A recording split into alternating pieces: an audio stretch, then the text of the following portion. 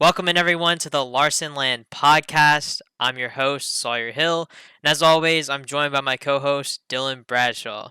We come in here every single Wednesday and talk about all things involving the 2021 NASCAR Cup Series champion, Young Money Kyle Larson. Dylan, huge weekend of racing for Kyle Larson. Not much dirt stuff over the past week, but big time weekend at the Glen. Went for the weekend sweep, Xfinity win, and the Cup win, but did not come without drama. We'll get to that in a little bit. But first of all, wanted to touch on the high limit sprint car series. We kind of left off there last week. Kyle had an unfortunate night, blew a tire again, got taken out of contention for the win, but Buddy Kofoid picked up the win, and I think the night was overall a huge success for Kyle Larson in that series because numbers came out from Flow Racing that this was actually the third most watched event on Flow Racing behind the Chili Bowl this year and the Eldora Million as the most watched. So, I mean, the event seemed like a huge success, with streaming and on paper and stuff. But Dylan, what were your thoughts on the race, and what do you expect going into the 2023 series? Yeah, it turned out to be a pretty good race, good series, good midweek event for, all the drivers. We touched on, unfortunately, we can't get the World of Outlaw guys that are full time. So that's definitely one thing that I hope they get sorted out, going forward. Maybe get in line with World of Outlaws and get those guys be able to race. But yeah, other than that, I mean, it went pretty well. Buddy, big win for him, pick up a nice payday for him. So dominant in the midgets, slowly working his way into the sprint car, slowly dominating that field and working his way up. But yeah, I like the event. Another thing that I would like to add is add it on my race pass. I'd really like that. Oh yeah, that's Yeah, my that's that's my number one thing too. Yeah. definitely it's by far the most optimized form of the data and seeing everything. Race monitor is okay. It's just a little less optimized than my race pass. So Right. And, that is one thing. yeah, and then there's just not the features that my race pass have. You can see all the entries prior to the night beginning, and you can see the lineups and all that stuff too. So I think maybe that will be something that will happen in 2023. I know that kind of the USAC team was actually helping out Kyle and his group with timing and scoring and all that stuff. So I don't know if that was just a temporary thing or if it's something we should expect for 2023, but definitely hope my race pass is on there for next year's you know beginning of the series, the first full year of the series.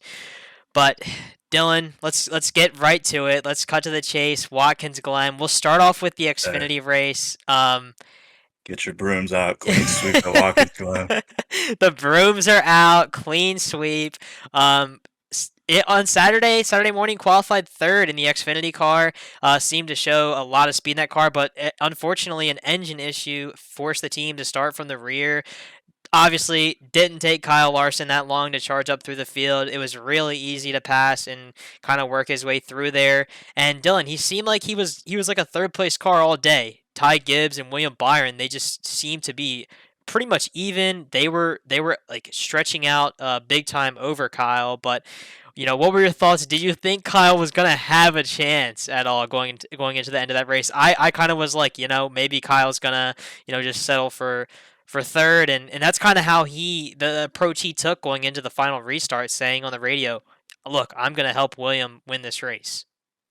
Yeah, he originally qualified third. He got sent to the rear with I think it was the carburetor had some issues. So, going in, I didn't think that he would get through the field as fast as he did. But it is Xfinity. I'm used to seeing Cup where it's borderline impossible for these cars to make it Right. back up that quick. But yeah, Byron and Gibbs, tangled up there. Larson kind of squeaked his way through.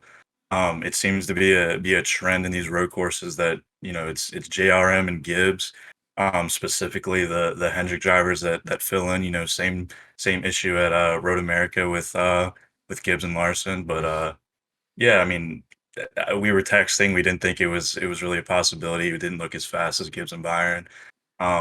I sent you the first place result. You said it wasn't happening. It happened. He got that win, and it was pretty hype. Nice to see it in the 88. Would have been cooler in the 17, but he was in the 88. But cool win nonetheless, and set up for a nice sweep. Definitely set up the beginning of a nice weekend for Kyle Larson. I think the biggest takeaway from that race, I know a lot of people will less drama. We thought this was a dramatic race to start the weekend, but then the drama picked up on Sunday.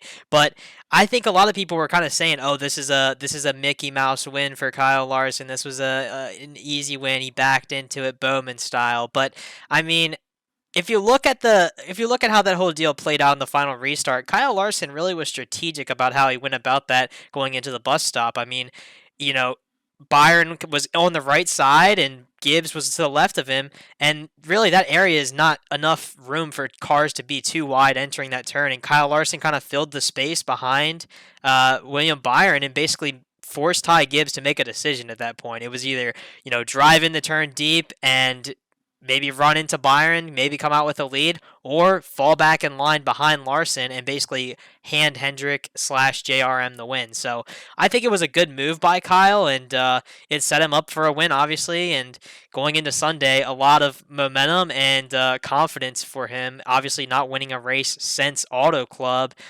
early on this season, but Sunday started second behind Chase Elliott, and the drama was early in this race. Rain race. Dylan, I was kind of confused why NASCAR wasn't starting this thing. They kind of piddled around and they waited and finally the race got underway.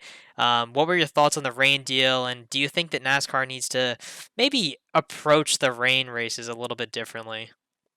Yeah, I thought it turned out, going in one of the it kind of ended as one of the better races I would say of the year. I would say the best road course of the year so far. The beginning was a little slow, obviously. It was still wet.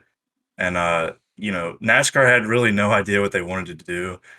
Kimi Räikkönen actually made a good point and said, once you put the cars on track to race, it'll dry the track faster than the jet dryers. Right. And that later proved on to be true. We saw a lot of cars pit way before the fuel window to get slicks because they were much faster once the track dried up than the rain tires. Yeah, Larson stayed on the rain tires for a while. They stayed on the original game plan of the fuel window pit stop, and ultimately it paid off pretty well. But yeah, I think this all comes down to bring back 1 p.m. starts. You don't have to deal with the rain in that case. It always seems like if every race that there's rain, it always seems to fall in the 3 p.m. start time. I'm glad they got the race done. I'm glad it kind of stopped raining, but yeah, something needs to change there.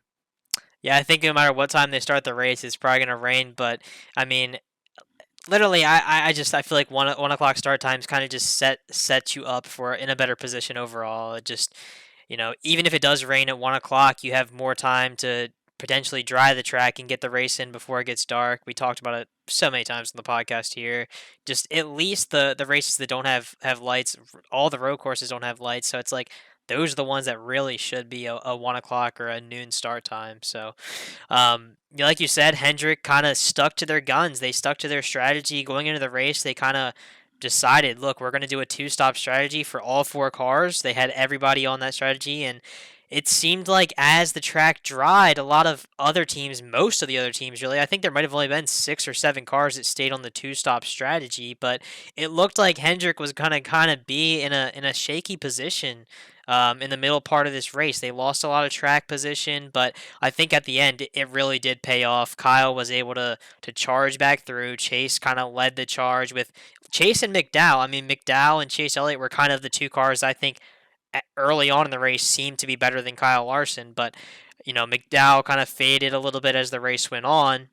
Kyle, he seemed to get better as the race went on, and I think towards the end of the race he was pretty much even with Chase Elliott, and it kind of set up for a good finish. Dylan, two final restarts. Chase Elliott both times chose to restart on the left side with Kyle Larson to the right side of him.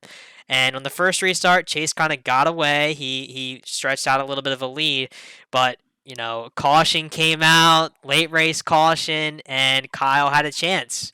And Kyle made his move. He dove into the turn, locked up the right front, took up a lot of real estate, forced Chase Elliott up the track, and didn't make any contact. It was, in my opinion, a very clean move, and it was a smart move on Kyle Larson's part. Yeah, the big thing that I feel like people aren't looking at is he locked up. I mean, if he hadn't locked up, he wouldn't have, used Chase up. I think he would have made his line work.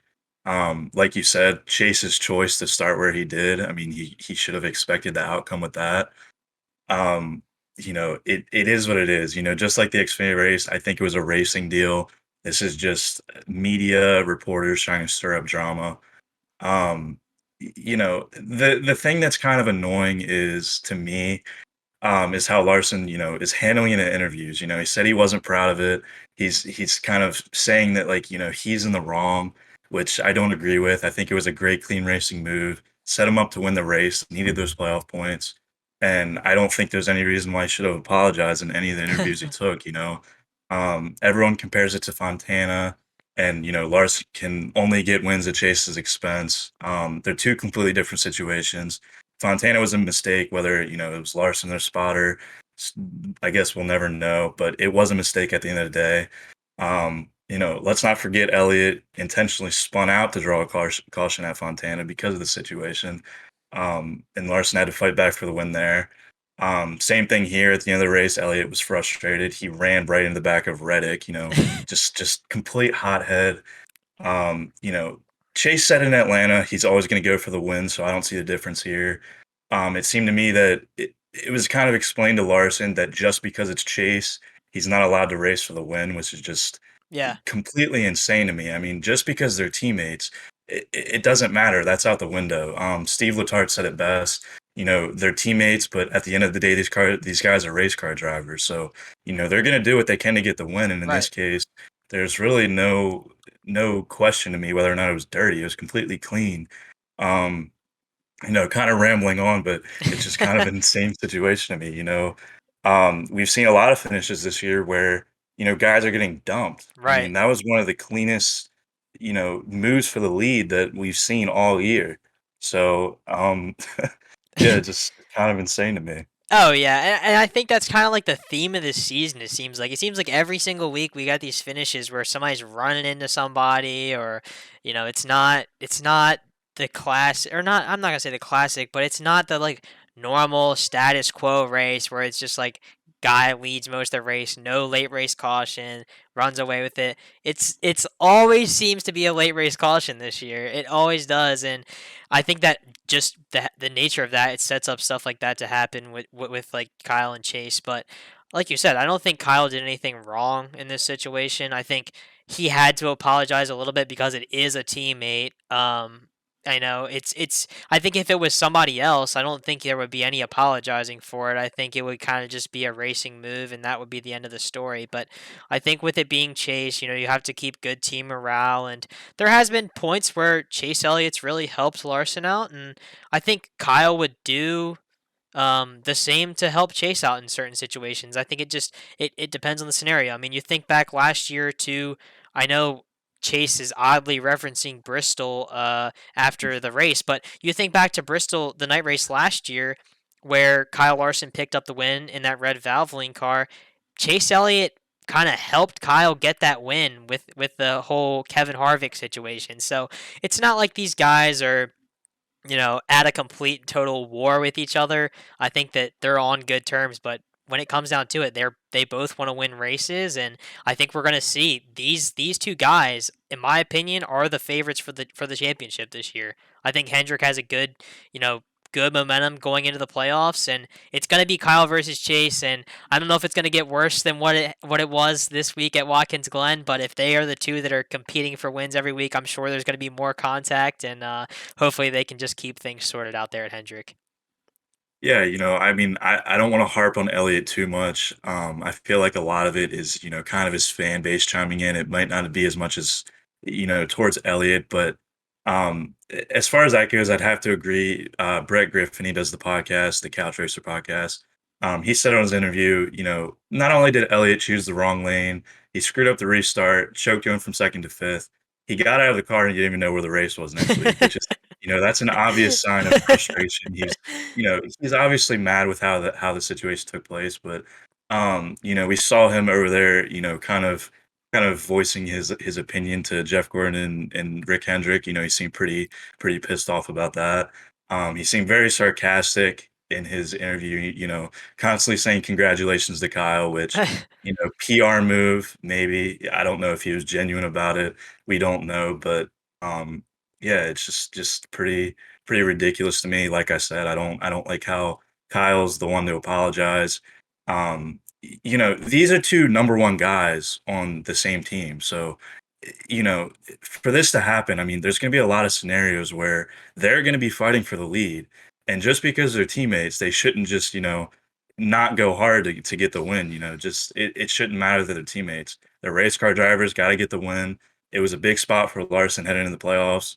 Um, Daytona's going up, so the Glen was that was a big spot for him to pick up those playoff points. Obviously nice to get the win, but Elliott didn't really need it. He secured the regular season championship in stage one. So yeah, just let's hope this is not too impactful on the team moving forward. I hope nothing happens between Larson and Elliott, but with the way that Elliott has kind of hit his temper and he's a bit hot headed, you never know. So let's go ahead and, obviously great win at the Glen for Kyle, but let's just kind of talk about the playoff implications of this. Like you said, Kyle's going to be, if he, pulls off a solid finish this week at Daytona, he's taken possession of the second place in the regular season point standing. So if he were to remain there, he would go into the playoffs second in playoff points behind Chase Elliott, which is huge there. But Dylan, my question: who do you think is going to be that 16th driver? Do you think Blaney is able to pull it off? He's always been so strong at Daytona. It's almost hard for me to bet against him. Yeah, there's only two drivers that are mathematically eliminated. It's LaJoy and Cody Ware. So, um, like you said, we still have that points battle between Blaney and Truex if we get a repeat winner. But that pretty much leaves the rest of the field open to get a win in there in the playoffs. Blaney, like you said, has historically been good at Daytona.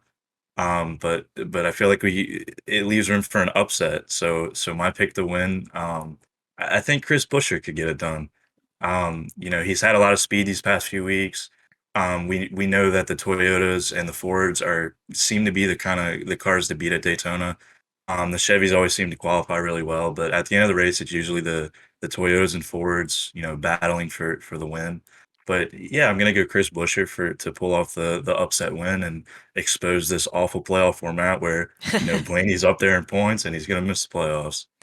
Obviously, for me, I want to say Kyle Larson's going to win, but my pick to win, I'm kind of going to go off of that with the Busher deal. Is like I think Brad Keselowski's going to win. Brad has always been so good, in the Penske stable with that super speedway program there. I think he's my pick to win the race, but over like bigger than that, I'm gonna pick Kyle Larson to finish top five and to get his first top five at Daytona.